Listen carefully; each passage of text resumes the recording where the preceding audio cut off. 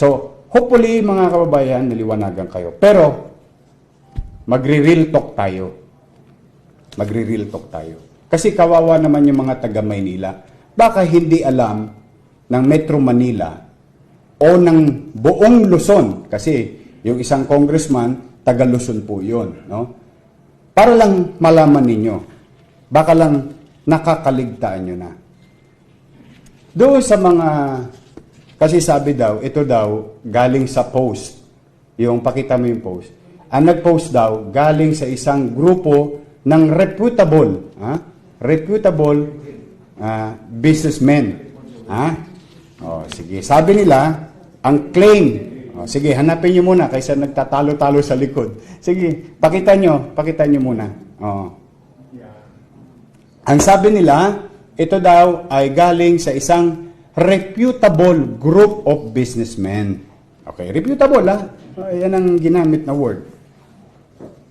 Doon sa grupo ng reputable businessmen. Dapat kayo magpasalamat sa aming mga taga Maynila. Bakit po? Ako po, derechahan. I am now speaking on behalf of the people of Manila. Dapat kayo magpasalamat sa amin. Bakit po? Businessmen, kaming mga taga Maynila, inaakap namin ng sakripisyo. Ang Divisoria ay ang tanging area na exempted sa curfew. Bakit po? Ba't nyo in-exempt yung Divisoria sa curfew? Mayor, bakit naman ganun? Kasi mga kababayan ko taga-lungsod, naaawa ho ako sa mga taga-Metro Manila. Anong ibig sabihin nun, Mayor? Ba't kayo naaawa sa Metro Manila? Mayor lang kayo ng Maynila. Opo. Dapat tayong maawa. Dapat tayong makiisa sa mga kapitbahay natin sa Metro Manila. Kasi tungkol to galing daw to sa reputable business group paliwanag natin sa kanila, baka lang nakakalimutan nila yung sakripisyong dinadama ng Maynila para lang mabigyan ng gulay ang mga palengke ng Metro Manila para mapadalhan ng mga manok, karne, ang Metro Manila para mapadala ng toyo, paminta, sibuyas, kalamansi, munggo, yan pong lahat, ultimong mani, lahat ng prutas na halos nakikita ninyo na orange, apple, ubas, lechiyas, mga mangga, itlog, kami po sa amin galing yan. Tanong, Mayor, hindi naman kayo ang nagpo-produce niyan Opo. Kasi yan ang tulong namin para patuloy na umagos, dumaloy ang pagkain sa Maynila, sa kani-kaniyang pamilyang bayan, at patuloy na umagos at dumaloy ang mga pangunahing bilihin ng tao sa Metro Manila at Greater Manila. Pinayagan namin, inayudahan namin, sinangyayunan namin ang polisiya ng gobyerno na patuloy pa rin bukas ang mga pamilyang pagkain na galing sa mga magsasaka natin, magpo-poultry, magkakarne. Sa Northern Luzon, mga mag-iitlog sa Batangas, mag-iitlog sa Laguna, magmamanok sa Laguna at Batangas, mag-iitlog, magmamanok sa Bulacan, magbibigas. Lahat halos ng bigas ninyo ay dito rin dinadala sa Maynila. Sa Dagupan, dinadala sa Binondo, dinadala sa Velasquez Tondo sa may ibaba ng Infanta Bridge. Lahat ng bigas halos sa Isabela. Lahat po yan pinayagan namin na makapasok sa Maynila. Bagamat kaming mga taga Maynila ay maaaring ma-expose sa COVID-19 dahil patuloy na pumapasok ang mga tao ritong hindi namang tagalungsod ng Maynila. Dahil ang wholesaler ng itlog at manok bibili sa Blumentritt, dadali sa inyong mga palengke. Ganyan po naging mabait sa inyo ang mga taga Maynila.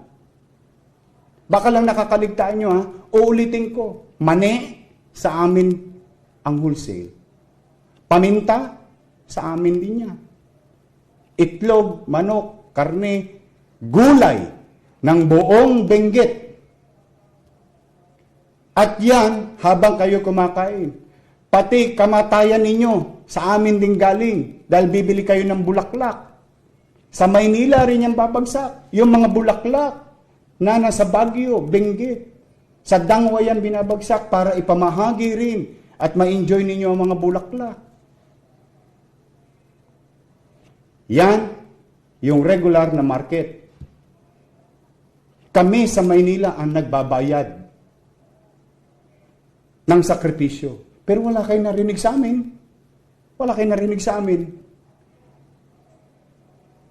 Ikinikipit balikat ng lungsod ng Maynila, ng tao sa Maynila. Yung sitwasyon na yan. Pwede ko naman isara ang Blumentritt para hindi na makapasok ang mga taga Quezon City, para hindi na makapasok ang mga taga Caloocan. Pero hindi. Dahil kami mga taga Maynila, may puso kami. Oo, minsan haragan kami. Oo, minsan parang matatapang kaming wala sa lugar. Oo, pero ang hindi mo maalis sa mga taga Maynila, pusong Pilipino kami.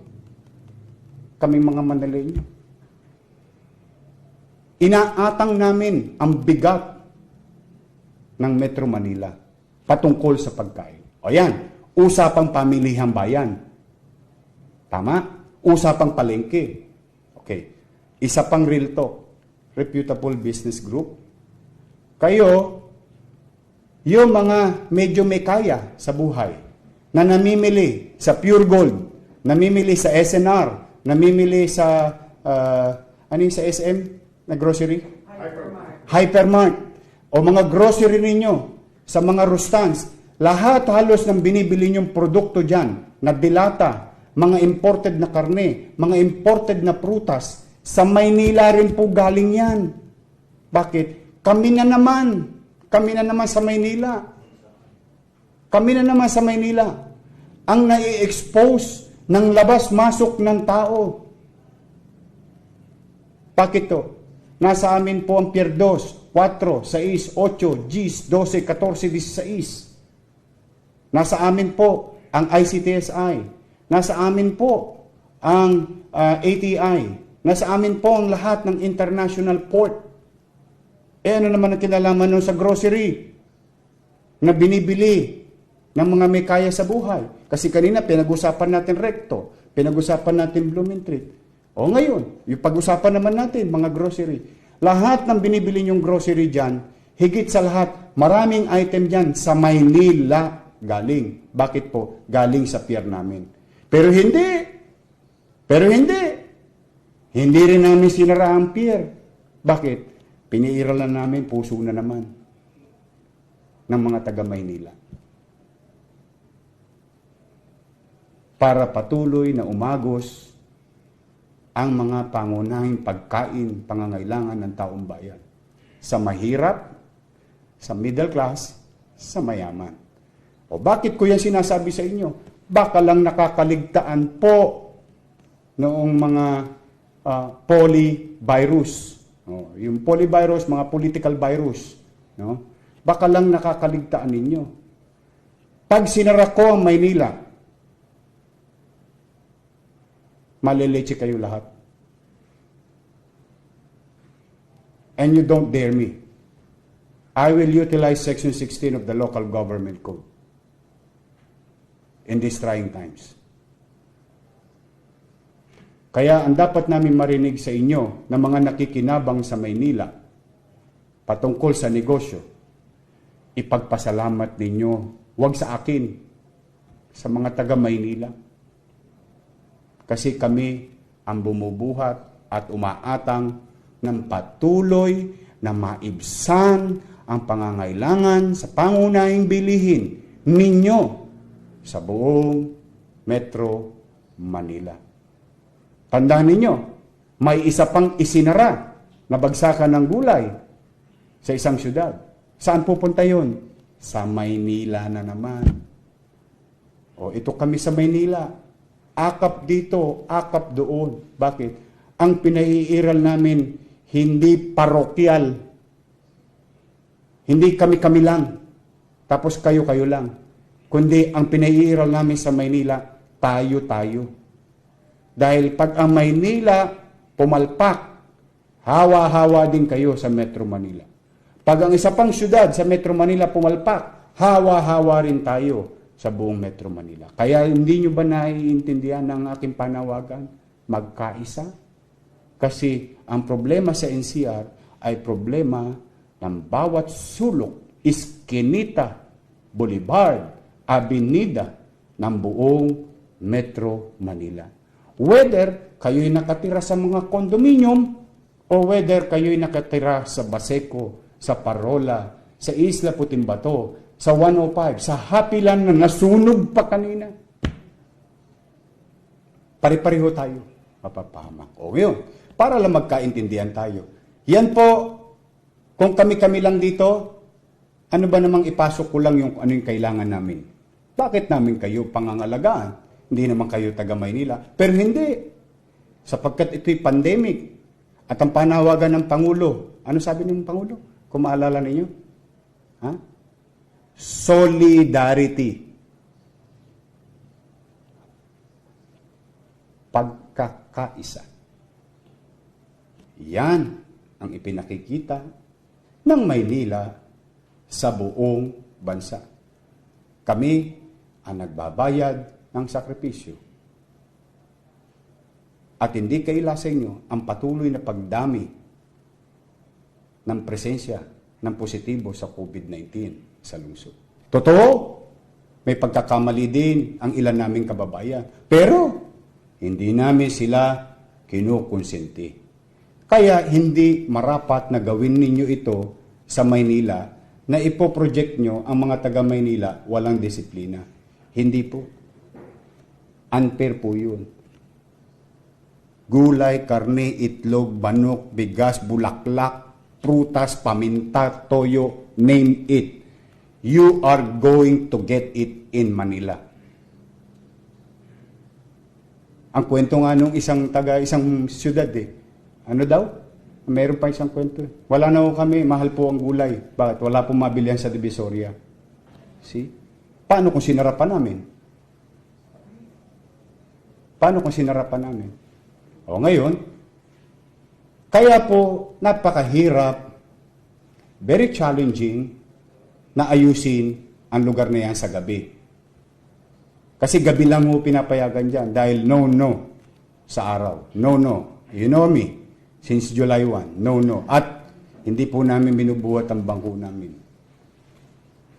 For 60, 30, 50 years, name it, how many decades. First time yan nalinis. Kaya ang paghihikayat ko sa mga taga Binondo, ang paghihikayat ko sa mga taga Tondo, magsalita kayo, sabihin ninyo ang tunay na sitwasyon. Ganyan po ang itsura. Para lang makatulong kami sa ating mga kapitbahay sa Metro Manila. Yan ho, pagmamalasakit sa inyo.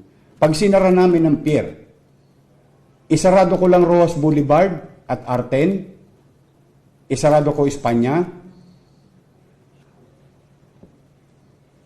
Top Avenue, Corner Vito Cruz, Arpapa, Corner Avenida, Bonifacio, maliletse na po ang Metro Manila. Maniwala po kayo. Nasa amin ang puso. Pag nawala yung puso, baliwala ang katawan. Yan ang pagmamahal namin sa inyo. Kaya, hindi marapat na isukli nyo sa mga taga Maynila ang magpakita ng fake news. O kaya polyvirus. O ipakita mo yung tsura kagabi. Yung actual na bagong polisiya. Ito po kagabi. Ayan po yung mga vendor ng gulay, manok, isda na galing sa Nabotas. Karne, hanggang doon sa dulo niya, sa kanto ng Asunsyon, ang makikita niyo diyang kalamansi at saka sibuyas. Pati singkamas, mga produkto ng mga magsasaka sa Northern Luzon, sa Southern Luzon, hanggang Bicol. Yung sili ninyo, dito bumabagsak sa Maynila. Hanggang sa kaduluduluhan ng Benguet dito. Ipagtanong po ninyo sa gobernador ng Benguet, ipagtanong ninyo sa mga mayor ng Ifugao, mga mayor ng Benguet, ipagtanong nyo sa kanila kung gaano namin sila tinutulungan. Kayo na po magtanong, wag na po kami para hindi kami magbuhat ng bangko. Para patuloy na mabuhay ang mga magsasaka. Yan po ang ginagawa ng Maynila. Ayan po. Maraming tao, Naku, Diyos ko, ipagtanong nyo sa mga taga-Tondo, sa mga Binondo. Mas masama pa ho dyan on a regular day. Kasi talagang nandito ang bulto. Ngayon, pababayaan ba namin na patuloy nilang i-violate yung social distancing? Ay, naku, hindi po. Katakot-takot na polisiya, katakot-takot na pagpapatupad. Pero, bottom line, nasa tao.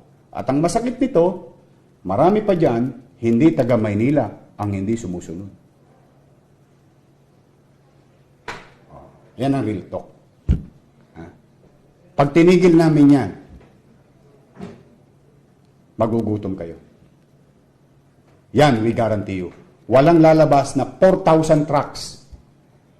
4,000 container trucks na lalabas sa Roas Boulevard at Artel pag sinara namin ang Maynila. At ang laman nun, delata, karneng imported, bigas na inimport, ba't hindi ko maintindihan? Mga sibuyas ding inimport. Mga pagkain. Pag sinara namin yan, wala kayong visa ang pera ninyo. Pero hindi namin gagawin yan. Pumanatag kayo, mga taga Metro Manila. Pumanatag kayo, kami mga taga Maynila. Pipilitin namin pasanin ng daigdig para sa inyo. A simple thank you for every Manileño will do. Kasi kami ang nagsasakripisyo. Isang pamamaraan ng pagsunod ng mga taga Maynila sa polisiya at panawagan ng Pangulo ng Bansa. Solidarity ang panawagan ng Pangulo. Solidarity. Pagkakaisa. Yan, mga kababayan. Real talk lang tayo. Baka lang nakaligtaan lang ng mga may polyvirus or what we call political virus. No? Kasi po nakaligtas sila sa ngayon sa coronavirus. Kaya nagkaroon naman sila ng ibang virus. Political virus. O kayong mga negosyante, mag-real talk din kayo. Ngayon kayo lumabas, kung totoo bang hindi kayo tinutulungan ng Maynila. Mga agricultural group sa Northern Luzon, sa Southern Luzon, mga meat association sa Northern Luzon, kung hindi kayo nakikinabang habang hinuhuli namin yung mga illegal meat na imported na pumapasok sa Maynila, ngayon ko kayo hinikaya at magsalita kung hindi kayo tinutulungan ng Maynila at hindi kayo nakikinabang sa Maynila. Mga mangingitlog sa Batangas, Laguna, Cavite, mga mangingitlog sa Bulacan, sa Pampanga, sa Tarlac, na dinadala nyo mga itlog ninyo dito. Mga magmamanok sa mga probinsya na banggit ko, ngayon kayo magsalita. Ipakita ninyo sa kanila ang tunay na sitwasyon kung kayo hindi tinutulungan ng Maynila na makapasok sa aming lungsod. Bagamat malalagay kami sa alanganin, pero hindi, papasanin namin ang daigdig dito sa Maynila. At wala kayong narinig. Wala kayong narinig. na reklamo sa amin. Don't push us to the wall. You have to realize the importance of this industry to continue to exist in these trying times. Huwag nyo kaming itulak sa pader. Ang tuta, pag inaalagaan mo, pinakain mo, inalagaan mo buong buhay mo, naging aso, lumaki sa'yo. Sipain mo ng sipain, hindi ka nun kakagatin. Pero pag ang aso na corner na, kahit amo ka pa niya, mangangagat yun. Baka ganun po ang mangyari sa Maynila. Baka we might go out and protect ourselves. But ako kasi, mahaba ang pasensya ko. Ako'y magsasalita, mananawagan, magpapaliwanag, pero may hangganan ang lahat.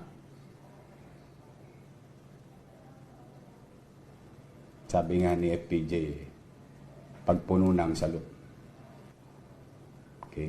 Kaya, ako ngayon nananawagan sa mga industriyang patuloy na nakikinabang habang may krisis. Kayo ngayon ang magsalita.